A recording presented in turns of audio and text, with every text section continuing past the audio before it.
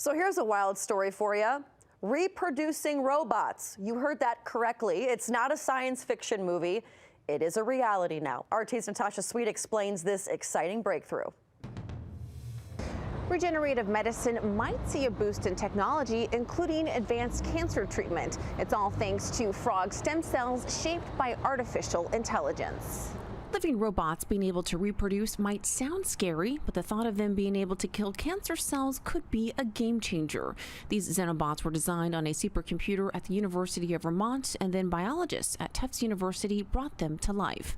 Researchers from both UVM and Tufts University were able to obtain living cells from frog embryos, repurpose them, and assemble them into new forms of life. Scientists behind the creation say they were not considered a robot nor a species of animal, but a new class of artifact. They call it a living programmable organism. These Xenobots move toward a target and have the capability to actually heal themselves after being cut. The findings were published in the Proceedings of the National Academy of Sciences. The study touches on how replication has evolved into many forms. While some involve growth within the body or organism like humans, self-replication is able to assemble material in their environment and turn it into functional self-copies. The Xenobots are able to do the latter. Once these Xenobots find the cells, they are able to build copies of themselves. Joshua Bongard, a computer scientist part of the study, says with the right design, they will spontaneously self-replicate. So far, scientists envision several uses for these self-replicating organisms. They believe it could be useful for searching out radioactive contamination, gathering plastic pollution from oceans, and in the world of medicine, traveling through arteries to scrape out plaque. But that's not all. Some researchers believe these Xenobots could also be programmed to kill cancer cells and make headway in anti-aging medicine. Well, scientists part of the study believe the AI behind the Xenobots might be part of the solution in finding a more effective vaccine for the coronavirus. Reporting from Los Angeles, Natasha Sweet, RT. All right, so joining us now to discuss all things Xenobots and the future of robotics, we have Ian Kahn. He's an emerging technology futurist. Ian, great to see you again. Thanks for having me. So I think of like The Matrix, like all those robotic movies where all of a sudden it goes too far and they take over humans. I mean, looking at this technology, while it is great, could there be any problems, let's say, in the future, as you are a technology futurist?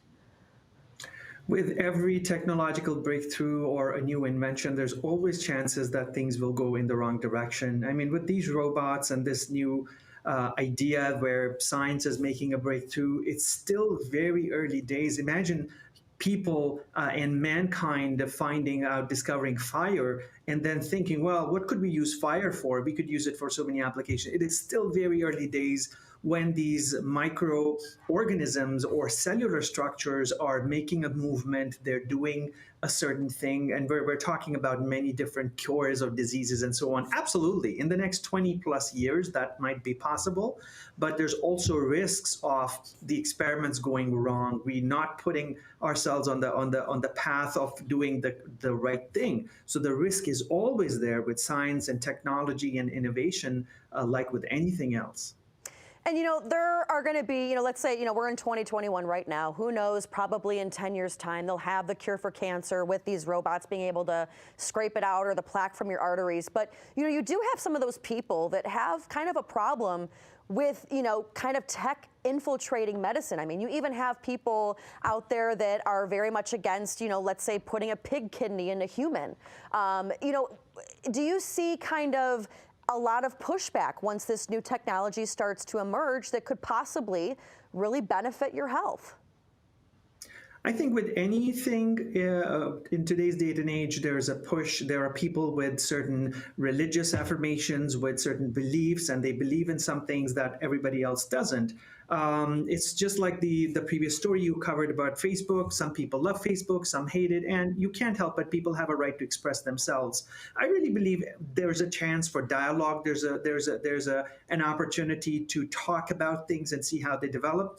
There are many people who need critical health care. They need a cure for diseases like cancer and different types of forms of cancer that are evolving and much more. Think about countries where healthcare is not accessible and how technology has helped us find cures where there was no cure. So we absolutely cannot undermine the role of technology in helping us get where we are and get us to the future. But we have to do it responsibly. There has to be clinical trials when this thing develops, and I'm giving it a 20+ year time frame. I think there's a long path ahead with clinical trials, approvals, interactions, and where it can go. It's something very similar to cloning, which took off in the 80s, but we're not cloning anybody right now. So it's still ways ahead of where we need to be. And I have one side it's all lawyers, one side it's all doctors. I know, for example, you have the Da Vinci machine where it's almost like playing a video game where it helps, with doctors as far as any shaking or what have you. So there are benefits with the technology as far as our health, but the difference is, though, is that's like playing a video game. It doesn't have a mind of its own. It can't reproduce. Is it a good thing that this thing knows how to reproduce itself? I got about 40 seconds. I'm giving it to you.